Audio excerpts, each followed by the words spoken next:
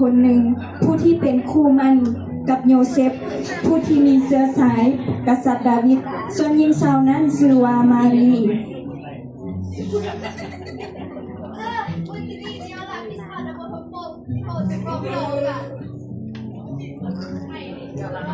Halo Mari, bayar nama. Petaka.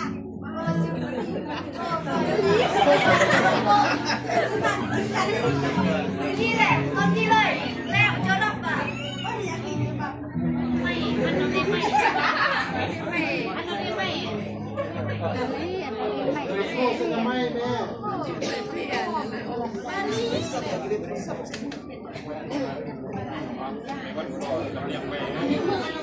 แล้วเทวดาตรงนั้นก็ได้มาหานางและกล่าวว่า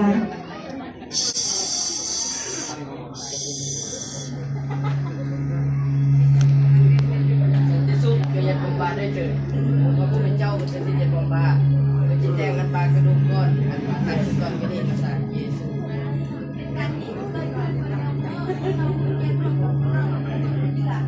เป็นจิตเกิดเคลื่อนเรือดินเด่นพระวิญญาณของพระเจ้า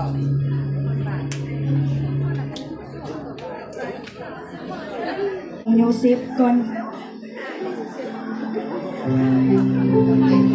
ที่ทั้งสองจะกินร่วมกันนั้นนางได้ตั้งท้องแล้วโดยฤทธิ์เดชพระวิญญาณบริสุทธิ์เจ้าฝ่ายโยเซฟเป็นคนมีศีลธรรมเราก็อยากให้นางต้องอับอายขายหน้าต่อมหาชนในเรื่องนี้ดังนั้นลายจึงตัดสินใจจะทอนมันเสียอย่างลับๆแต่ในขณะที่โยเซฟกำลังคิดเรื่องนี้อยู่ก็ได้มีเทวดาตนหนึ่งมาหาเพิ่นและได้กล่าวกับเพิ่นในความฝันว่าโยเซฟมีhangot dijadikan mari kamu kepada me na cikadum kon an tang si kon kini lasa Yesu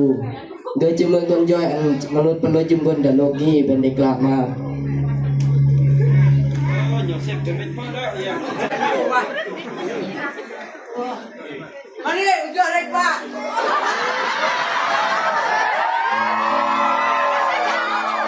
ฉะนั้นเมื่อโยเซฟได้ตื่นจากฝันแล้วเพิ่นก็ได้ปฏิบัติตามที่เทวดาได้บอกกับเพิ่นแต่โยเซฟบ่ได้ทรงสูงกับนางจนกว่านางจะเกิดลูกชายและโยเซฟจึงใช้ชื่อเด็กนั้นว่าเยซู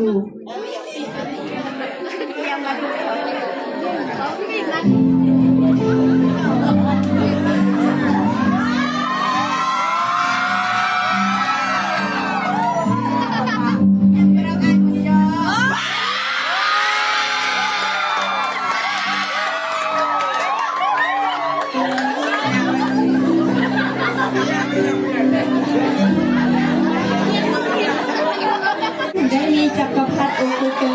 ได้ออกคำสั่งให้พลเมืองไปจดทะเบียนสมโนครัวเมื่อดำเนินการจดทะเบียนครั้งนี้เมนกิรินิโอเป็นผู้ปกครองซีเรียดังนั้นประชาชนทุกคนจึงพากันไปจดทะเบียนสมโนครัวตามบ้านเกิดเมืองนนท์ของพล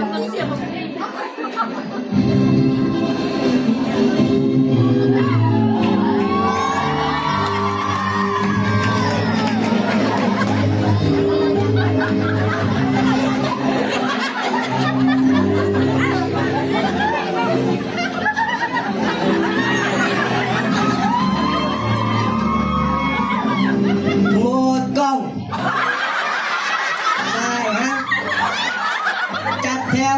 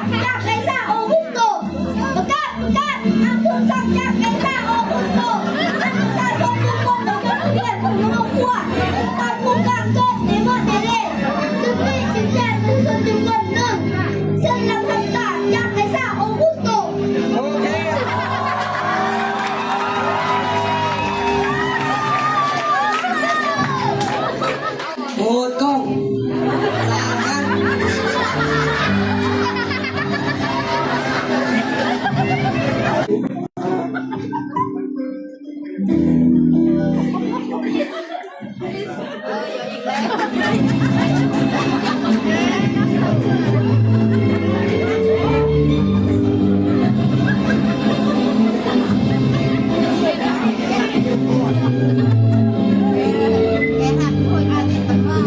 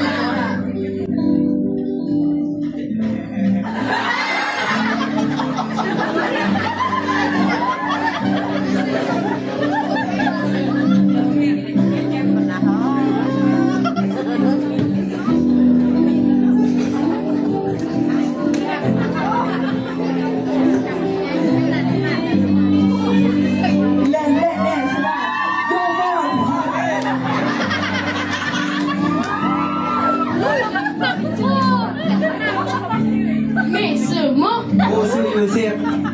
ป้าเสือมั้ง โอซื้อมารี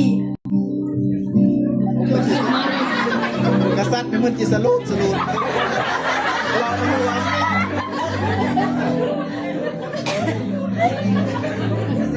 มุ้ยเชนโคตรคือบัวอาย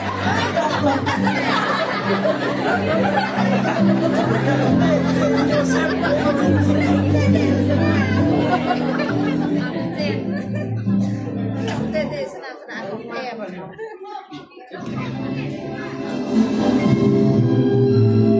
นี่สบายกอบอ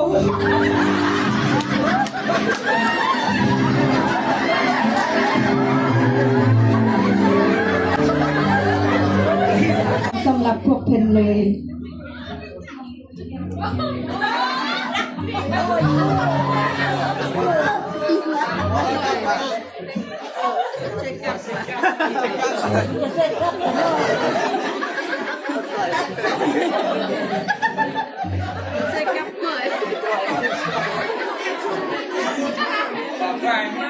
วันลงกระเป๋าเรียนเริ่มลงมาสอบพอกันดิ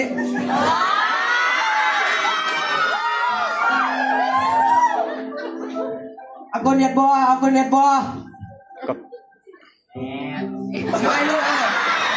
ไม่เลยแฮมอ่านมันย่อยน่ะอ่านมันจะห้องว่าไปของเปล่าเดบอโอ้ยังล่ะอำนาจองแฮมโบอ่านเจอได้ไอ้กูเปล่าจิเกิดก่อนได้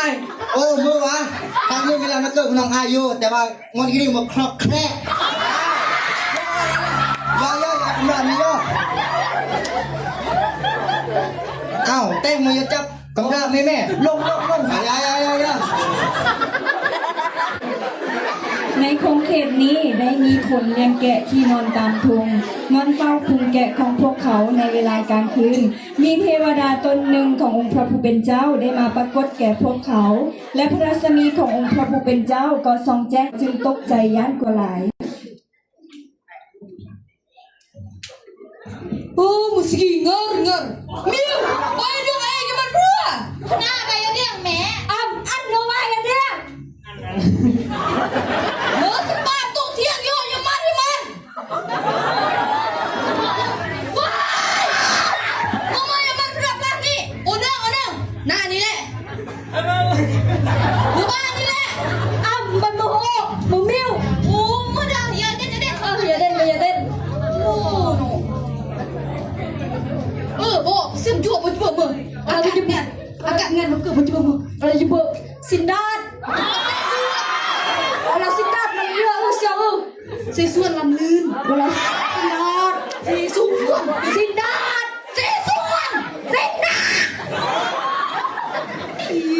แล้วเทวดาตนนั้นก็ได้มาหาพวกเขาและกล่าวว่า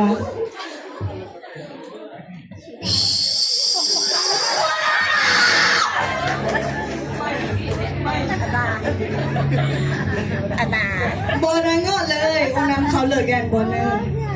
ในดังมือสกี้องค์พระผู้เป็นเจ้าบรรยุเกิดดากรุงเบธเลเฮมโมจิบึกเกอซีดาปุยจิตพระรัศมีจงมีแก่พระเจ้าในที่สวรรค์ที่สูงสุด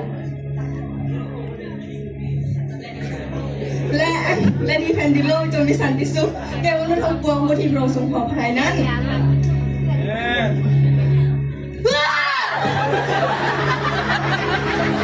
เซียวบอกคุณมันจะโอ้อะคุณแสงสว่างลูกกับคุณโอ้มันอยากจะเราหน่อยจะพรุ่งนี้เด็กเขาเลิกกันได้เซียวโอ้เขาเป็นเมืองเราซะจะปรากุมารด้วยองค์ยุดเกิดและกุมเป็นเลี้ยมยี่บอจูเนื่องบอจูเนื่องอีกว่ะย่อเล่ย่ออุ้ยบอเล่สินดาดู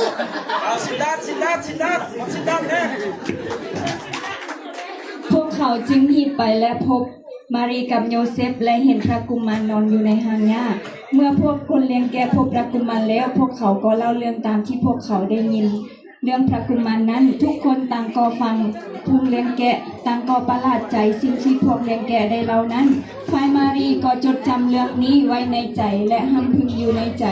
แล้วพวกผู้เลี้ยงแกะนั้นก็ได้ร้องเพลงย่องยอสรรเสริญองค์พระผู้เป็นเจ้า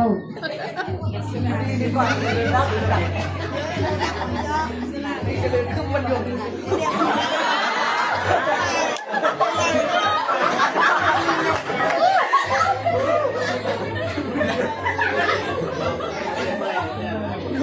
โอ้งัดแถวว่ะบอกก็ลากแม่นี่โอ้ยง่ายเร็วยันนิยมตัวลูกหนึ่งบ่อุ้ยบ่อุ้ยจะสว่างเหมือนโอ้อะโอ้กูนั่นอีโยตันตัวกันเนี่ยเอาเมื่อยันบ่เอาเมื่อยันบ่ บองมือ อีพวกโพแรงแก่ที่ไกลจากทงหน้าอีเปิ้นเม็ดเขาเลอะสาเทวดาจีกุมารมีเกิดอะไรขี้ มากุมารวะอ๋อเส้นเต็มตัว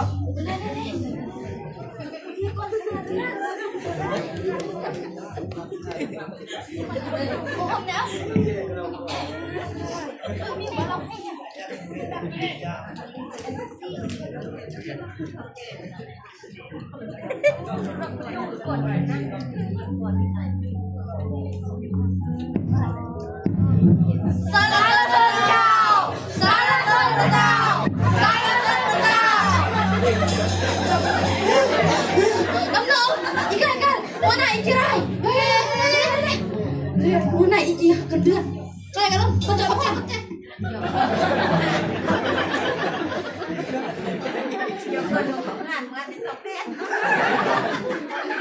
อยู่ใดในสมัยที่เฮโรดเป็นกษัตริย์เบิ่งแม่มีพวกโหราจารย์มาจากทิศตะวันออก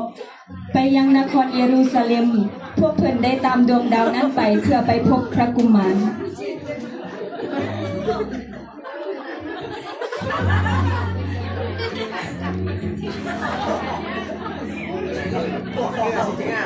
โอ้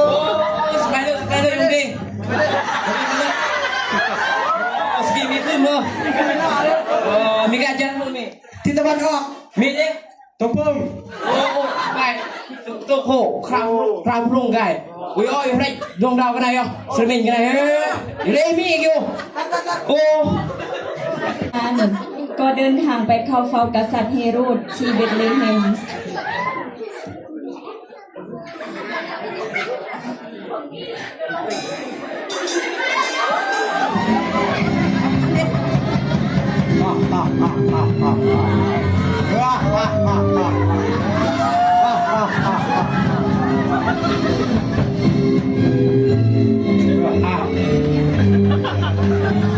โอ้ยเมืองกษัตริย์ดีเลิกเสมอ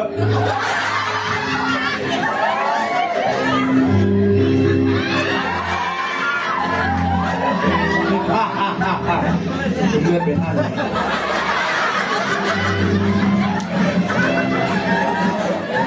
ที่ปรึกษา ที่ปรึกษากษัตริย์เรากุดเฝ้าเลยนี่แน่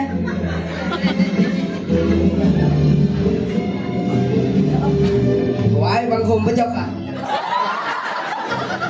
ที่ปรึกษาเมื่อเวียนงานการเมืองประชาชนอย่าเลิกสมัยบ่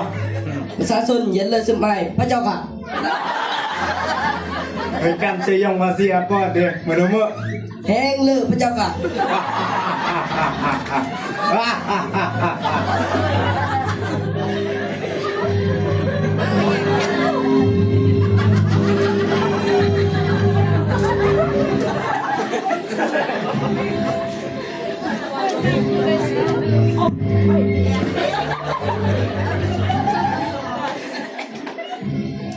เมื่อบ่ทหาร พวกโหราจารย์ที่กุดเข้าเฝ้าพี่เมย์ เซิร์นเราพูด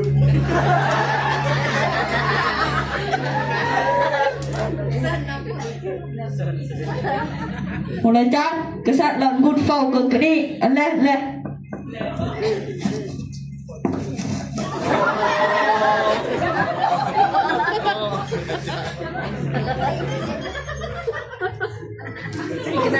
ว้ายบังคมพระเจ้าค่ะ บ่เมื่อเรื่องเมื่อ อีโมโหราจารย์ที่สื่อสารเรือสรมิงพระเจ้าค่ะพระเจ้าค่ะพระเจ้าค่ะ วิรอดสองพระกุมารที่เกิดบนกษัตริย์ของซาวยิวพระเจ้าค่ะ พระเจ้าค่ะพระเจ้าค่ะ กษัตริย์นะระวังดีมากกษัตริย์ที่บัวเราอันหนึ่งกษัตริย์ที่โรดกันน้ำ บ่เดินทางระยะบ่พักระวังดีก้าว ขอพระเจ้าพระเจ้าค่ะ เมื่อกษัตริย์เฮโรดได้ยินเส้นนี้แล้วก็กังวลใจหลาย และชาวนครเยรูซาเล็มทุกคนก็เหมือนกัน เพิ่นได้เอิ้นเอาพวกปโลหิตและพวกธรรมจารย์ทั้งหมดเข้ามาร่วมกัน และสอบถามพวกเพิ่น เบ้อเวลาทหาร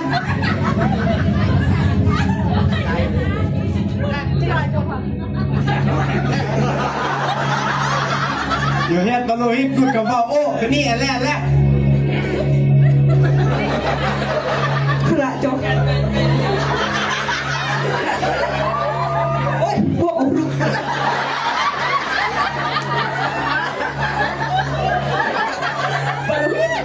ษัตริย์ด้วยไหวแล้วบุญเฝ้ากันนี่อันแหละ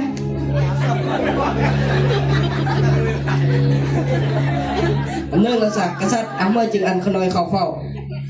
คริสกันนี่ก็เฮ็ดเอาเมื่อ ยัดเมืองเบธเลเฮมแขวงยูได้ตามคำทำนวยที่ตามคำทำนวยที่อากนเป็นกอดอุ่น เกินมันเอาเมื่อ หรือเกิดขึ้นแล้วพระเจ้าค่ะ นี่ไม่เล่ามันไม่เล่า stop you mouth so well อาหาร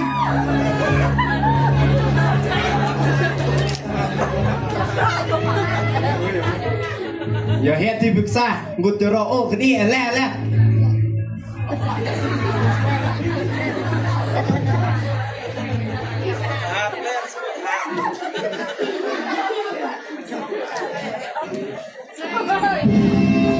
จีนั้นเมื่อก็อยากขออันพระองค์อดกันอุ่นดาเดียวพระเจ้าค่ะ มีคิดนะเมื่อกับเรื่องดีมีคิดแต่งนะเมื่อ ถ้าว่าเมื่อนั้นนี้แล้วอันพระองค์สั่งพวกโหราจารย์ยอสอกพระกุมารกันนี่เมื่อบึ้บแล้วอันไก่แจ้งพระองค์แล้วก็อย่าพันกับปิ๊ก ปักมักสิบมือโซ่ที่คดีมาสมเมื่อสมแล้วในเมื่อที่ปรึกษาดิโอ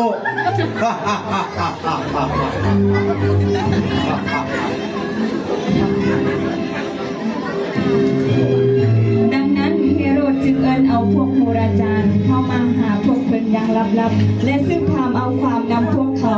ถึงเวลาอันแน่นอนที่ดาวนั้นได้ปรากฏขึ้น แล้วเพิ่นก็ใส่พวกโหราจารย์นั้นไปที่เมืองเบธเลเฮมและสั่งพวกเขา ทหาร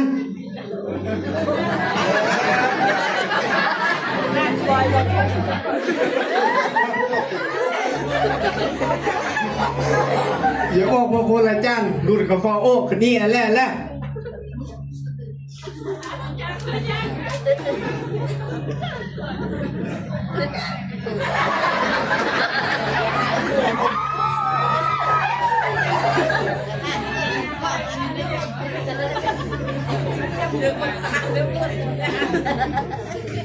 ว้ายบางคนเ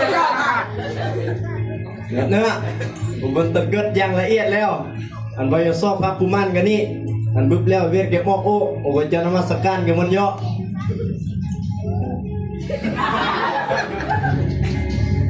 ออกมาให้ฟาบาทโคลาฟาบาท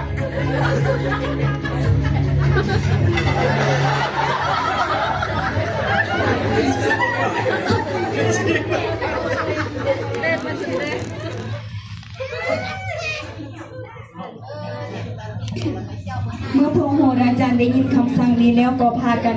ออกไปเบิ่งแม่ดาวที่พวกเขาได้เห็นนั้นก็ปรากฏขึ้น จนมาหยุดอยู่ที่สถานที่แห่งหนึ่งเมื่อโหราจารย์ได้เห็นดาวนั้นแล้วก็มีความชื่นชมยินดีอันใหญ่เมื่อพวกเขาเข้าไปในเรือนแล้วก็เห็นพระกุมารและเห็นมารีแล้วพวกเขาก็ได้ก้มกราบนมัสการพระกุมารนั้นแล้วก็ขับไว้แล้วได้ไข่เอาทรัพย์สมบัติของพวกเขาคือคำกำยานและยางไม้หอม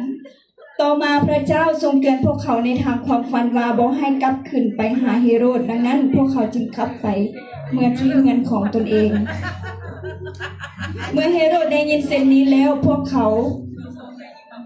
เมื่อเฮโรดได้ยินเช่นนี้แล้วพวกโหราจารย์ได้หลอกลวงตน เพิ่นก็ใจหายหลายฉะนั้นเพิ่นจึงใช้คนไปฆ่าเด็กน้อยแต่อายุ2 ปีลงมา และในเขตใกล้เคียงอายุ2 ปีนั้นตามที่เพิ่นได้กล่าวกับพวกโหราจารย์ เอ้ยทหาร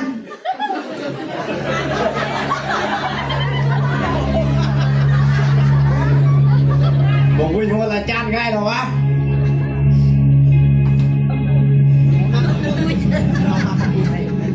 ไม่จานลากกูแล้วทหารย่อปั้นคนแย่ตั้งแต่อายุ2 ปียุดปั้นลุยย่อ